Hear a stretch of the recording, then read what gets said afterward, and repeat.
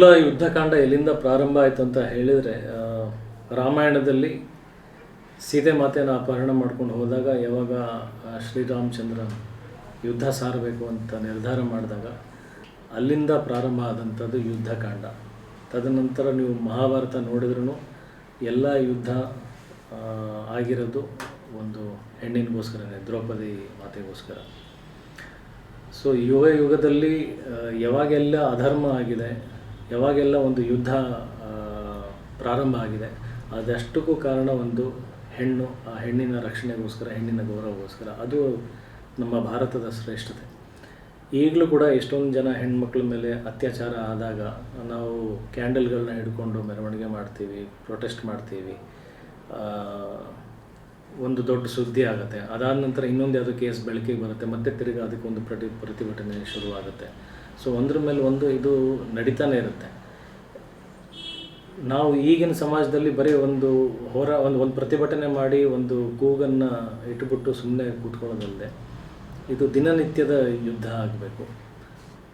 ಪ್ರತಿಯೊಂದು ಗಂಡು ಮಕ್ಕಳು ಕೂಡ ನಾವು ಹೆಣ್ಣಿನ ರಕ್ಷಣೆಗೆ ನಿಂತಿದ್ದೀವಿ ಅನ್ನೋ ಒಂದು ಸಂಕಲ್ಪ ಮಾಡಬೇಕು. ಜೊತೆಗೆ ಪ್ರತಿಯೊಂದು ಹೆಣ್ಣಿಗೂ ನನಗೆ ಪ್ರತಿಯೊಂದು ಗಂಡಸಿನಿಂದನೂ ಒಂದು ರಕ್ಷಣೆ ಇದೆ ಅನ್ನುವಂಥ ನಂಬಿಕೆ ಸೃಷ್ಟಿಯಾಗಬೇಕು. ಆ ಥರದ್ದು ವಾತಾವರಣ ಸೃಷ್ಟಿ ಆದಾಗಲೇ ನಮ್ಮ ಭಾರತ ನಿಜವಾದ ಭಾರತ ಆಗೋಕ್ಕೆ ಸಾಧ್ಯ.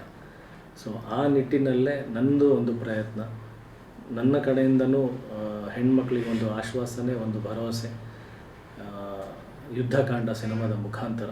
ಈ ಯುದ್ಧಕಾಂಡ ಸಿನಿಮಾದ ಮುಖಾಂತರ ನಾನು ಕೇಳ್ಕೊಳ್ಳೋಕೆ ಇಷ್ಟಪಡ್ತಿದ್ದು ಬರೀ ಒಂದು ಸಿನಿಮಾ ಅಷ್ಟೇ ಅಲ್ಲದೆ, ಒಂದು ಸಿನಿಮಾ ಬಂತು, ಇಷ್ಟು ದಿನ ಓಡ್ತು, ಇಷ್ಟು ಕಮರ್ಷಿಯಲಿ ಸಾಧನೆ ಮಾಡ್ತು ಅಂತ ಹೇಳ್ಕೊಂಡು ಹೋಗೋದಲ್ಲದೆ, ಇದು ಲೈಫ್ ಟೈಮ್ ನಾನು ಇದರಲ್ಲಿ ಹೇಳೋಕ್ಕೆ ಹೊರಟಿರ್ತಕ್ಕಂಥ ಒಂದು ಉದ್ದೇಶ, ಒಂದು ಹೋರಾಟ, ಅದು ಒಂದು ಕಿಡಿಯಾಗಿ ಅದೊಂದು ಬೆಂಕಿ ಹತ್ಕೊಂಡು ಎಲ್ಲ ಕಡೆ ಹರಡಿ ಪ್ರತಿನಿತ್ಯ ಪ್ರತಿಯೊಂದು ಮನಸ್ಸಲ್ಲಿ, ಅದು ಹೆಣ್ಣಾಗಿರ್ಬೋದು ಗಂಡಾಗಿರ್ಬೋದು, ಆ ಯುದ್ಧ ನಿರಂತರವಾಗಿ ಸಾಗಬೇಕು.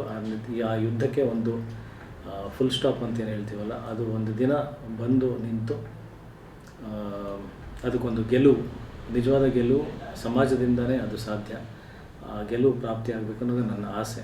ಸೊ ಅದಕ್ಕೆ ಇದು ಮೊದಲನೇ ನಾಂದಿ ಹಾಡಿದ್ದೀನಿ ಅಂತ ಹೇಳೋಕ್ಕೆ ಇಷ್ಟಪಡ್ತೀನಿ. ಸೊ ಯುದ್ಧಕಾಂಡ ಎಲ್ಲರೂ ನೋಡಿ ನಮ್ಮ ಜೀವನದಲ್ಲಿ ಯುದ್ಧವನ್ನು ಸಾರಬೇಕು ಅಂತ ನಾನು ಕೇಳ್ಕೊಳ್ತೀನಿ.